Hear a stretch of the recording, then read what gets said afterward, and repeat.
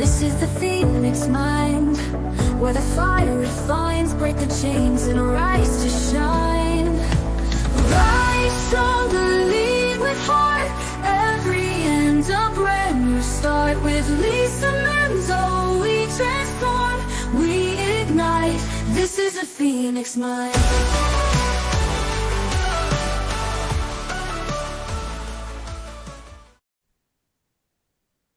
Hi, welcome back to the Phoenix Mind podcast. I'm Lisa Manzo, your host. And on my podcast, we talk through the inner work that helps us through transition. And that's the messy and the meaningful that helps you rise from the ashes and move forward. And today I have my special guest, Erin Ley, and I'm going to read you her bio just so I don't miss anything. So Erin Ley is a global leading life coach, business strategist, multiple #1 best-selling author, a transformational mentor who helped high-performing men and women who feel stuck and overwhelmed, self-doubt, or indecision, personally or professionally, so they can become focused, fearless, and excited about life again. With over 30 years of experience, Erin has helped tens of thousands of these individuals who look successful on paper but feel stuck inside finally step into their aligned action using her proven Life on Track method, the VMAEL: vision, mindset, aligned action, energy, and leadership. She's the creator of the Life on Track course and coaching program, founder of the Life on Track coaching agency, and the host of the Life on Track summits, streaming TV shows and masterclasses, empowering people worldwide to stop waiting and start leading their lives with clarity and confidence. Erin is a living example of reinvention. She beat cancer at 25, became a single mom of 3, and at 47 built multiple thriving businesses. And if you're meant to know more, now is the time to reach out to Erin. Don't wait for the perfect moment. Decide now. Welcome, Erin. Thank you so much, Lisa. Thank you so much for having me. You are incredible. It's an honor to be here. Oh, thank you. Oh, look, someone's saying some nice things about me. Isn't that cool? You are. I've known you for quite a while, and you're an inspiration. You're amazing, and I'm just so happy to be here with you. Thank you for the invite. I'm excited. I'm grateful that you're here. And so, in your bio, it says that because this is about emotional intelligence and getting through the messy and the hard, and with emotional tools. So I know that you said that at 25 you overcame cancer. Tell us more about that and how that happened. Yeah. So at the time, my emotional intelligence was basically disconnected, right? I was working on Wall Street. I was fully licensed. So, I was very outer world based. I looked to the outer world for validation for everything. I didn't know anything about the inner world. Even my faith in God was out in the sky somewhere, just very outer world based. So there was really a disconnect from my head and my heart, from the inside and the out, and basically in this world with duality. So what happened was with the diagnosis, I was shocked, obviously, and I was devastated, and it was lethal, non-Hodgkin's lymphoblastic lymphoma. Very few people lived at that diagnosis in 1991. And it was an egregious, very aggressive 2.5-year protocol. So I was in Sloan Kettering in Manhattan, and it was the doses I was getting at 25 years old were beyond the local cancer hospital's legal limits. Like that was, and the first 6 months was the induction phase. So I was confronted with a lot of stuff very quickly. And they said, if the chemo didn't work as fast as the tumor was growing, I'd be dead in a month. So I figured, okay, I have 30 days to figure this out because I'm a solution oriented person. What can I do?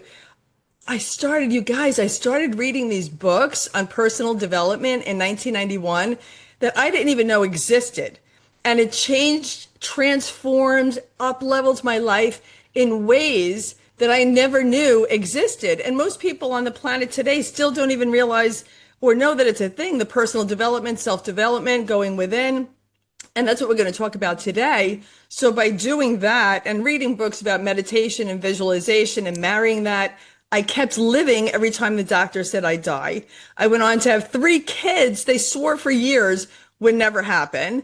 And I just kept defying the odds. So they started calling me the miracle maker, and they had me start to coach the I was calling it helping the patients that had cancer. I was on fire to empower those cancer patients with what we're talking about today, because they weren't talking about it back in 1991 regarding emotional intelligence.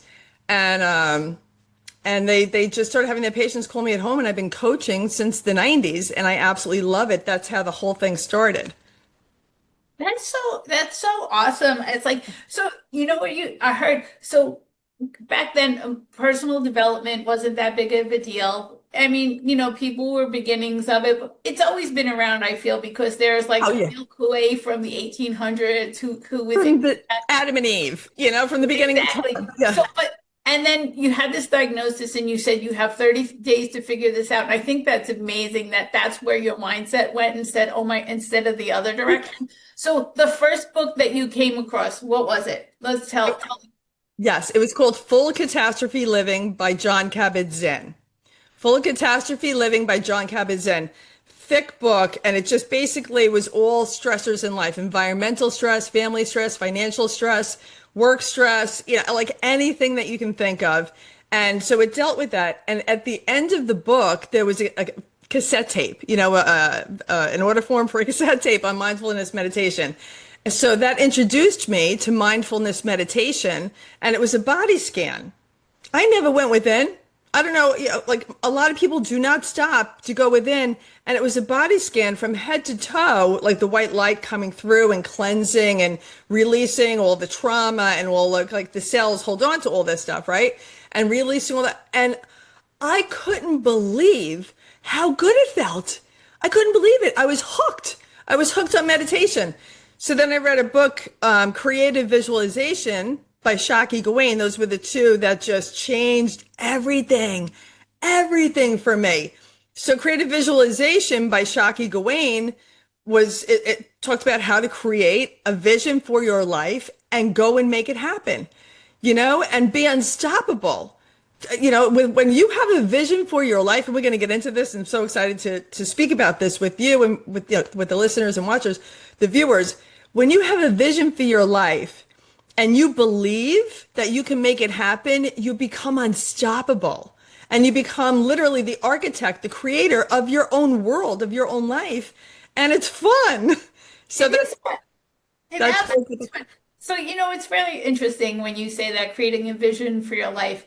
And up until about 6 years ago, I had no vision for my life at all, zero vision. I didn't know I was supposed to have a vision. And I share this because I want people to understand that just because it's never too late, you can always change and shift your mindset. And now my vision is crystal clear where I'm going. That's why yes. we're here on this podcast, because my mission is to let people know that they can change and shift their life. So back to the story. So you're 25. So you overcame it. How long did that take you to overcome? Let me just say for you, because for the last few years, I've watched you you really know what you want. And that's what a vision is. A vision is being crystal clear about what exactly you want. And I've watched you become unstoppable, and your mindset's amazing, and you're going and making it happen. And that's why we're here with this podcast. And you have such an abundant mindset, Lisa, that you, like me, we want to share this with the world. Right? Because we have the abundant mindset. So thank you for the work that you do. So I wanted to just say that. So, when I was in the hospital bed at Sloan Kettering, I wrote down a crystal clear vision of exactly what I wanted. I wanted excellent health. That's what I focused on, because what we focus on is what we think about, and what we speak about is what we're bringing about. What we focus on is what expands. So what I wanted to expand is excellent health. So instead of focusing on all of this egregious chemotherapy and radiation that would just, like I said, beyond the local hospital's legal limits, and the weakness and everything else, I focused on all the things I had to be grateful for. I can get out of the bed today. Meanwhile, I'm losing my hair, and like I didn't like eyebrows there. I like everything. But I was like, you know what? I was able to get out of bed today. I was able to speak with my friends. Like, I focused on all the things that I was grateful for. So I made a crystal clear vision. Where do you want to be in a year, Erin? They were coming in, and there were times during the first 6 months, many times they told me I was going to die and that I wouldn't make it out of the hospital. And they called, and they called my parents to come say goodbye, and it was crazy. The whole team would come in, the admins and everything else. They'd be crying, and I would say, I would say, get the hell out of my room.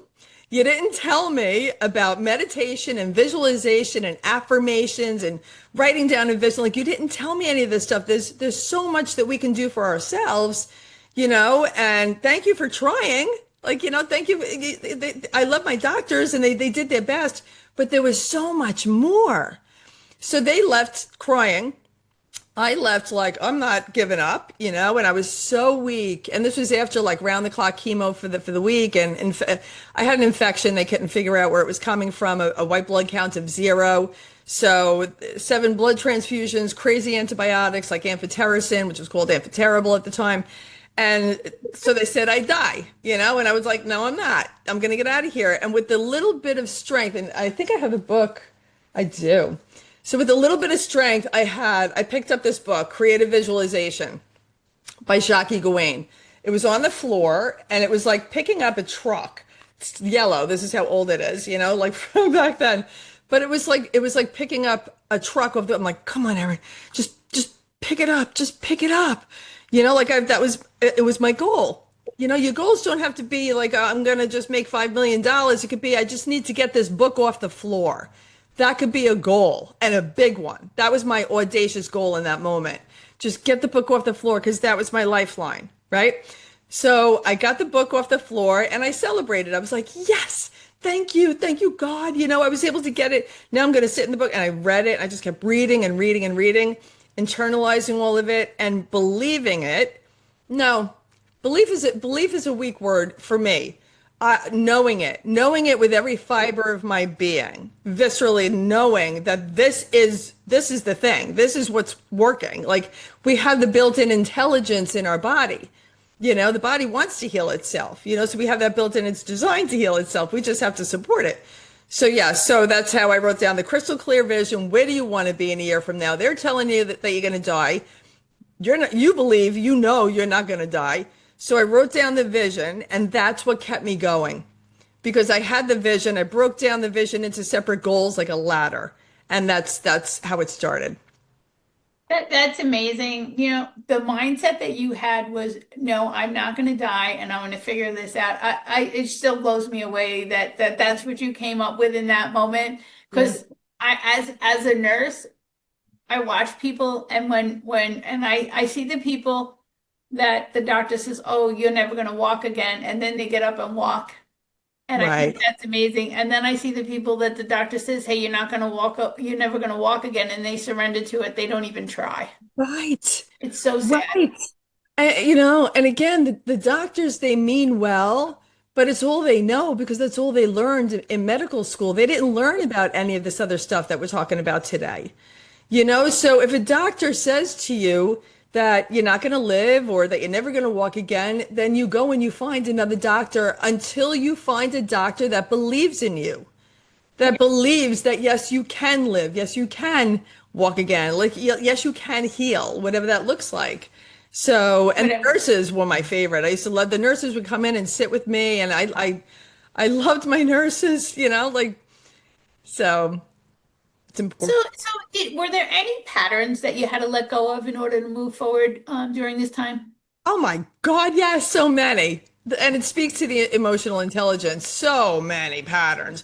So from birth to 8, we're like an open funnel for the subconscious mind. Everything is dumped in. We take everything that our parents, our extended family, teachers, friends, places of worship, everything that they tell us between birth and 8, we take on as truth.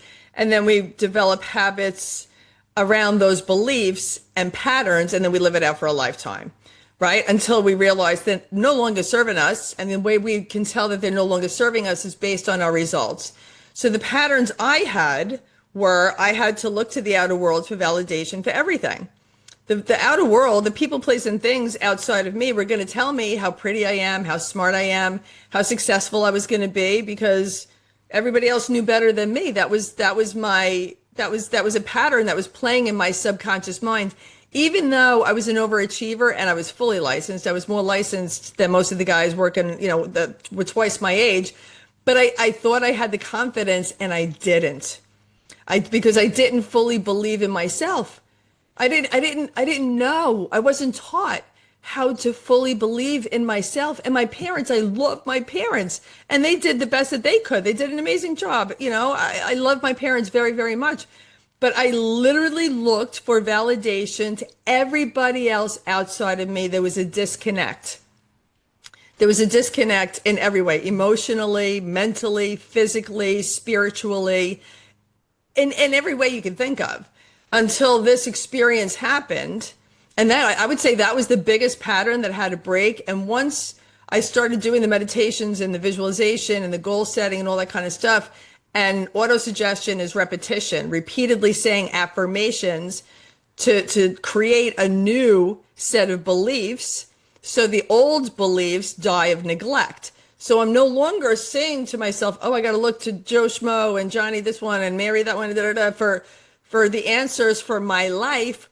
I just had to develop the skill to look within myself and go from there. And my whole life, Lisa, of everybody listening, everything opens up. Everything opens up when I broke down the old patterns that weren't working, that were no longer serving me. Well, they really didn't serve me at all, but that I was able to let go of, created new patterns that did, and life got to being just absolutely incredible, an incredible journey. So interesting because you said the old beliefs will fall away, and the affirmations. I want to make say two things here. So I read this book by Dawson Church, Mind to Matter, and it was so interesting because what he explains in that book is you only have so much real estate up there in your brain, and super highways making connections for you. And as you stop using those negative beliefs and you move into the positive, the dirt fills those roadways, just to use an analogy, and they're no longer roads, and weeds grow over them. And then you have a new path to your positive emotions and affirmations. That's why the affirmations are so important. And I remember when the first time, and you can talk about this, but the first time I started doing affirmations, okay, I'm going to make you guys laugh. I would be there. I love you. You're good. You're and I would do that like with no emotion and no nothing because I didn't believe it. Right. And I didn't believe it. And I really, really had to work at believing that, oh, I'm getting emotional. I could feel it coming up, like that I'm worthy and deserving of this. And I worked at it for years and I just kept going because I knew there was something on the other side. So speak to the people that are doing the affirmations and how they can feel into them if they're not feeling into them. This is one of the biggest pieces of it. And thank you for bringing this up. This is huge. So there's a term called affirmation, autosuggestion. Okay. Autosuggestion regarding affirmations. So, and even in Napoleon Hill's book, the third principle in the book, Think and Grow Rich, is autosuggestion. So that's repetition over and over and over again. So with affirmations, when we're doing mirror work, like what you're describing, and we're looking in the mirror and we're like, I love you, and you don't, I'm very wealthy, but you're not, I'm living the life of my dreams, but you're not. Like it doesn't feel real anymore. But the more, like, again, when you write down a vision of what you want, right? And then you know that you want to go and make that happen. And you have the belief that you can. When you look in the mirror and you're just getting started, trying to get over like what you're talking about, like, I don't really like myself, but I have to say I love myself. You do. You have to say it over and over and over. And I don't like the term imposter syndrome or fake it till you make it and all that other stuff. I really believe that it's a process. It's not faking it. It's a process. So when you're looking in the mirror, when you say it over and over and over again, your subconscious mind will make a shift from, oh, Lisa used to like not liking herself. And so I used to keep her there because the job of the subconscious mind is to get you to where you want to go and keep you to where the subconscious mind believes you've always wanted to stay. So for your example, you didn't feel comfortable saying that, so the subconscious was trying to keep you comfortable back in, no, Yeah. no, no, right? But the more you repeatedly say it, and this is so important for everybody listening, the more you repeatedly say these affirmations, your subconscious mind will start to have that tipping point. And the tipping point will be like, huh, this is now starting to feel a little familiar, as opposed to this just feels so wrong. Like this feels ridiculous. Now it's like, huh, okay, now it's starting to feel familiar. And it could take 30 days, it could take 3 months, but it doesn't take a long time. It doesn't take 66 days. 66 days to reprogram your subconscious mind. So repeatedly on a daily basis, and it's consistency is everything with this. But then with the tipping point, it goes from familiar to your new norm. And then you look in the mirror and you're like, you know what? You're amazing. You want to make the world a better place. You're like, and within you and loving you and loving every piece of you and every part of you, flaws and all. The flaws are what makes us like separate from everybody else and distinct and amazing, and embrace every single part. We should embrace every single part of ourselves. And for those of you who are not doing that, start doing that right here, right now, with this show today. And there's always opportunities for this, right? Because Yeah. Yeah. I also want to say that we need to learn to receive. So I'm still working as a nurse while I'm coaching, right? So, and I love my job. So I was at work the other day, and I was walking past the patients. There were a bunch of them together, and one of the gentlemen says, "Who's better than you?" Now the old me would have just smiled and kept going, and the new me is like, "Nobody." There you go. There you go. There you And go. it's such a great shift because so I needed also, let's talk about this. Yes. Receiving. Yes. People need to learn how to receive and receive from yourself as well as others. I was never able to take a compliment. Like people, Right. oh, that's nice. Oh, I don't, it cost me $10. I got it from the thrift store. Not true, but but I would minimize it. I was not able to accept that compliment. Were you always able to receive? Or No. No, no. As a matter of fact, it was so hard. I'm an Irish Catholic. And the way I was raised, it was give, give, give everything you got, but don't have your hand out. Don't ask for anything in return.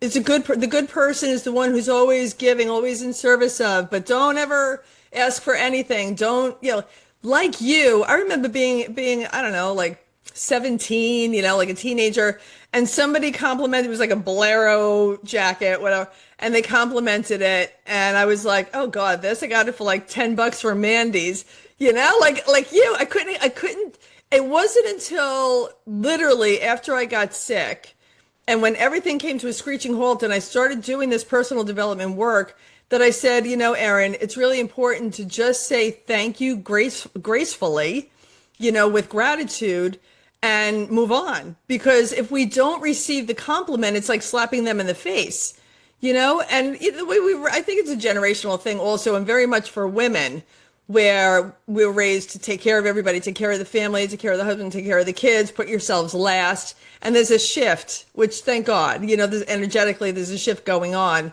where women are not now starting to understand that you need to put yourself first and serve from the overflow. We need to fill ourselves up and receive in the most amazing ways.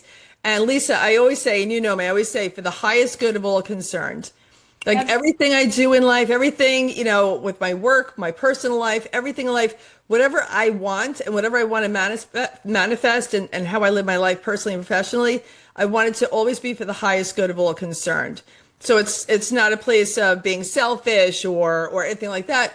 And it's not selfish to have self-worth. It's not selfish to have a really strong self-image. Really, really strong, because you can't outperform your self-image. Nobody can, but for everybody watching, you cannot outperform your self-image. If your self-image is stuck, and self-image is how you see yourself, right? And how you see yourself will determine how you feel about yourself, which is self-confidence. But if you only see yourself making 60, 70, 80,000 a year or 100,000 a year, you're never going to make more than that because the subconscious mind will keep you there because it says, okay, that's the limit. That's what that person wants, and but you have the capability to expand it. That's what the work is, to expand it and allow and receive more to come in by working on self-image. And that's just one of many tools. So here's a fun fact about me. So once you're in my world, and you're in my world like you were, but so at work, people are in my world. That's what I call it. When I'm at work, they're in my world. I do not let the other nurses or CNAs talk bad about themselves in front in I front love of me that. at all. And they all know it because I'm like, oh no, we don't talk about ourselves like that. You need to say that in a nicer way about yourself because you know you're wonderful. And I give them all the things that they're wonderful about because they are. Because they do Right. an awesome job. I couldn't do my job without them. My job would be so much harder without them, whether it's my fellow nurses or a CNA. And I'm like, oh, we don't talk like that in front of me when we're on the hall that I'm working on. If you want to go talk like that out there, that's fine, but not in here. And I won't let them. So they know when they're on my hall. I'm like, can you please rephrase that? And they know because I've explained it to them over and over again. We're not going to talk about ourselves like that. You're not going to talk about yourself in front of me like that because I've shifted my reality. You're not going to bring me back down. So you need to shift yours. And that's energy, Lisa. That's energy. So your energy, your vibration is here. Your frequency is here. And they might be here talking like negatively about themselves. And you're like, look, I'm not going to meet you here. You got I'm to going be. to help you get here. And so you're a higher vibration, a higher frequency. And that's amazing. Yeah, and energy is everything. Go ahead. And I know my vibration has shifted because it's so interesting. People buy me presents now. Oh, Same person I've always been. I like to think that, yet my vibration has changed. Like last Christmas at work, three of the CNAs bought me presents for because I make sure I do stuff for them to make yeah. their life easier. And I was blown away. I'm like, wow, this is so nice. I was Yeah. like, I was like, and I received with gratitude, and I said, thank you. I was like, and the other Yeah. thing I didn't do was I didn't get them something in return because that minimizes their gift. I just Right. gratitude because they bought it for me as a surprise, and I was just very grateful and thank you. Although the person did give me gum, so I was wondering if I had bad breath. It was one of No, the things in the goodie bag. So I had to no. think People about just that. like, I was I like, know you. That's not the case now. yeah, Oh, that's so funny. but it's That's funny. so. It's like, but like if somebody offers me a mint, I always take it because I'm figuring, oh well, I must eat it. Just say thank you graciously and let it go. That's it. Say Oh, thank you. that's so funny. But energetically, you're attracting that to you because like attracts like. Yeah. Like attracts like, and you're a kind-hearted, very giving person. So they're kind-hearted and giving in their way, and you're receiving it, and they're receiving your kindness and your giving and generosity and everything else. So it's a beautiful, beautiful symbiotic relationship that you have going on there. And I have more questions for you. So I know that you hit this bump in the road at 25, like because we like to call it a bump in the road, right? Because you Yeah. built from it. So I know that life is not a smooth road. There's bumps along the way, Yeah. right? As we say. So you've taken what you've learned from when you were 25, and you applied it to other times that you had bumps in your life. You want to talk about that? What you've learned when you were 25, how you applied it to another maybe stressful situation that happened in your life. You pick whatever one you want. So, oh God, there's so many. We're in the school of Earth, right? I mean, like this, nobody gets to 18 unscathed. So there's so many bumps in the road. There's so many challenges that show up, and you can know how to manifest and do da da da. But the school of Earth is the obstacle comes. So who are you as you're going through it, right? Like that's the key to manifestation.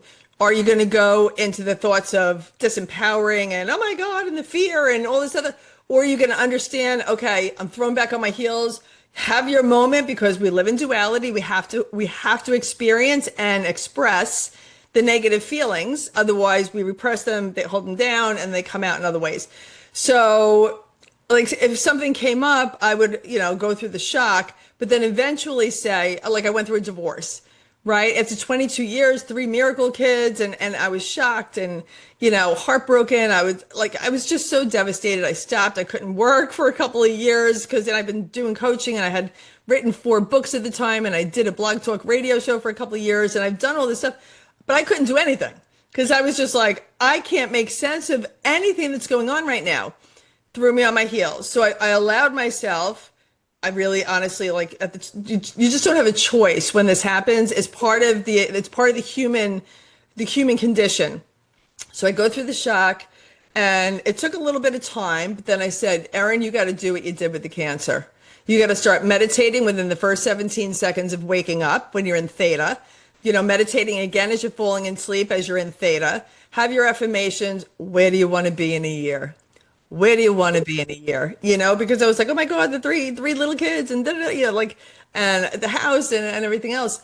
And before you knew it, my life started to grow in ways where everything changed when I started to implement what we teach, with I call it my life on track method, right? And with the vision, the mindset, the action, the energy, and the leadership. When you start to implement this, I started just showing up in life. I allowed my self-image to stretch again because it constricted. It was like all of a sudden the self-image, who am I? I was a wife and mom and this and that. And who am I now? My identity was thrown in the air. It was very similar to the cancer because my identity was thrown in the air. My future was thrown into question, all these very similar things. But from doing this work, and it's not overnight, it was consistent. Year after year after year, I just kept growing, went next level.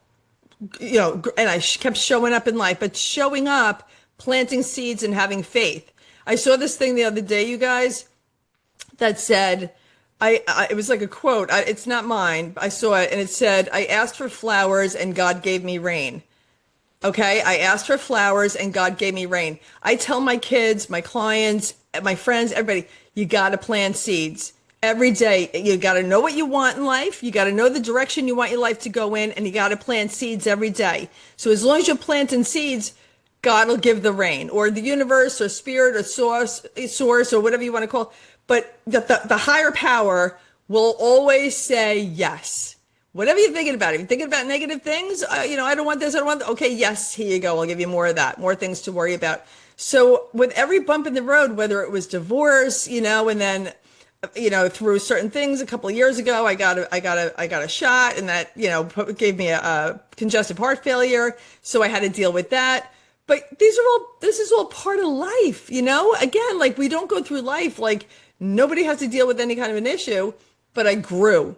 With every single crazy obstacle that I thought was any train wreck type situation you guys are going through, when you have the emotional intelligence and you know how to put into action what we're talking about regarding vision, mindset, you got to take the action, your energy, alignment, right? And leadership starting with you.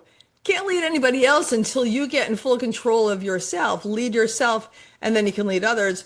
Your whole life opens up, and then they turn out. You look to the obstacle that you just had to overcome that you thought at the moment was cancer turned out to be the biggest blessing. I became aligned with who I truly was.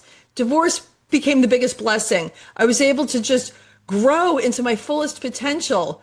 I didn't realize I wasn't able to grow into my fullest potential, and still growing. Potential is, as humans, till we take our last breath. But it unleashed, me to be able to go out and just keep growing. Biggest blessing. And then a lot of lessons through all of the trauma, through all of the things that we go through, the challenges. There's so many lessons that if you don't learn them, you'll repeat them again. You'll keep repeating them over and over and over again. So stop and say, what am I supposed to, this is showing up for me. It's showing up for me. What am I supposed to learn here?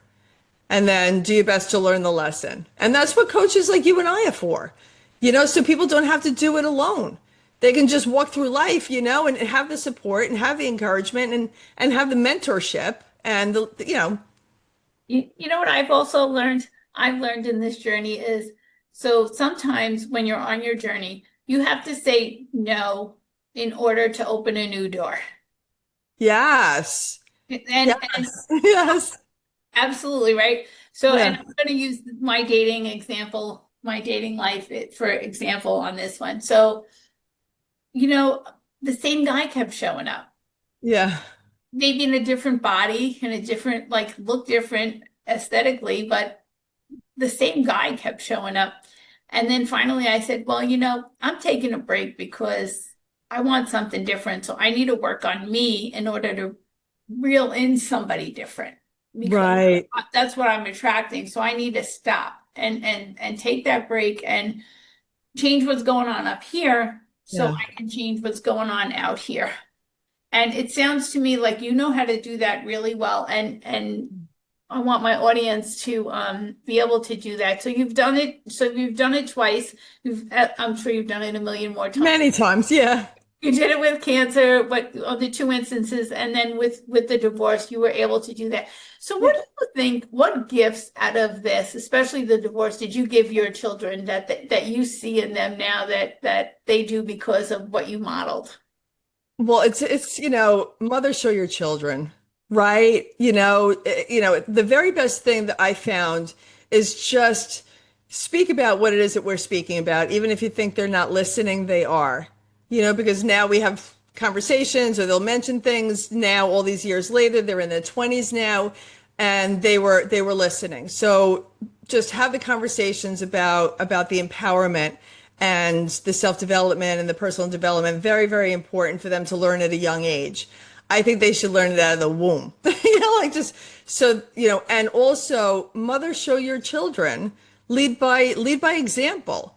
I'm not perfect. Nobody's perfect. I've made tons of mistakes, but I lead by example. I lead by just doing the right thing, showing up in life, but they see and they've seen it because it's been over 11 years, how much growth just by showing up with enthusiasm and optimism and faith and all these high vibe feelings. And when it starts hitting the fan, okay, yeah, I'm going to go into that shock, but then I'm going to say, okay, I'm solution oriented. I'm going to express the grief. That was one I learned recently.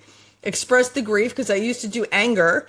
That was my driver. If I was experiencing something, I used to I go into anger, and that was my driver to go get things done. And I was holding on to grief and sadness. So my recent lesson was cry. It's okay. It's okay to bawl your eyes out. It's okay to release the grief and the sadness, and it's important to do that. I really believe that was a big part of why my heart was affected when I got the shot, because I was holding on to so much grief. So it's important to release it. So I think just by trying to be the best example I could be, I'm not perfect. I make mistakes. I ask for an apology and forgiveness, whatever. But, as a parent, we can only do the best that we can do. And I remember years ago when there was all these terms like helicopter mom and snow shovel dad, and you don't want to be that, the helicopter mom and snow shovel dad. And I remember thinking to myself, this is crazy. These are parents that are showing up, loving their kids, doing the best that they can, showing love. They're not abusing their kids. They're just looking out for them.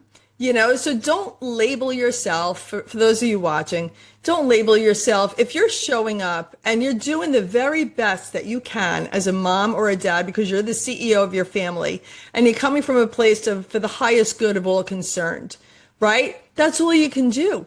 And just do your best to, love and respect. And communication also, obviously. I can go on and on about like the thing with the kids, but communication is key, but we never give up on our kids. Oh no, never. Never give up on our kids. You don't walk away when things get hard. You don't just, okay, I'm done with this. And, when it comes to our children, it's most important that they came to us and through us for a reason. We're not there to control them. We're not there to be like, okay, now that you're at this age, I'm done. No, we're there. They came to us and through us so that we could always be a supportive system, a guide, just a very, very integral part of their life until we take our last breath. So I love my kids so much, and they know it, and That's awesome. yeah. That's so cool. So I just have two more questions for you. And the first one is a tip for my viewers that would help them in life and to maybe some kind of rough patch, something you like that really works. Okay, the biggest thing, made vision and decision. A lot of people stay stuck. So we talked about the vision, right? Really important. Where do you want to be a year from now, right? Where like write it down, pen to paper. There's a whole psychology around pen to paper. So write it down. Don't type it in your notes or on your laptop. Literally pen to paper, kinesiology, vision, like all these different things going into it. So once you have that down, the most important thing that I love to work with my clients on is getting it done. Decide. Like if you're stuck, if you're feeling stuck, if you're feeling overwhelmed, decide right now, right here, right now, that you're not going to wait till tomorrow to try to figure it out because you're not feeling well today because you're in overwhelm. Say, you know what? I'm done with the overwhelm. I'm done with feeling like garbage. I'm done with feeling distracted and stuck in self-doubt. And I work with so many CEOs and scaling business owners to multiple millions from millions and moms and dads. Like it's everybody deals with these issues. Everybody in life at times feel like they're stuck, but you got to make the decision that it's going to change and it's going to change today. So we talked about the vision and writing it down exactly what you want, crystal clear, like you're ordering DoorDash. Don't be vague, like I want a steak, a potato, and a vegetable. You got to say like I want a ribeye, I want medium rare, and a twice baked potato, hold the butter, like really, really detailed, like with your vision. And then from the vision, write down like goals, like a ladder that can help you get there. But the biggest thing after that is make the committed decision, not that you're just interested in getting it done.